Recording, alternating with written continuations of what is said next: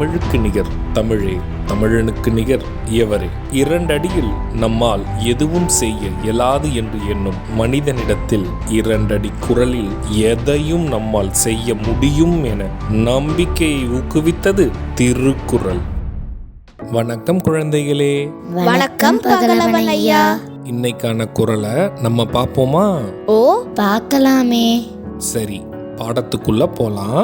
இன்னைக்கான குறள் அதிகாரம் என்பது நட்பு ஆராய்தல். குறள் எண் 792. ஆய்ந்தாய்ந்து கொள்ளாதான் கேண்மை கடைமுறை தான் சாம் துயரம் தரும். ஐயா, நீங்க சொன்ன இந்த குறளோட பொருள் என்ன?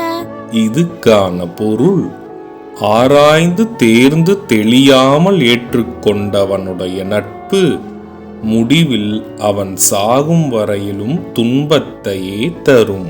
இதுக்கு ஒரு உதாரணம் சொல்லுங்களேன். இதுக்கான உதாரணம், ஒரு தவறான நபரை நட்பாய் ஏற்றுக்கொண்டால் அதன் பாதிப்பு காலம் முழுவதும் நமக்கு ஏற்பட்டு கொண்டிருக்கும். நான் சொன்னது உங்களுக்கு புரிஞ்சுதா தீரன், இலக்கியா?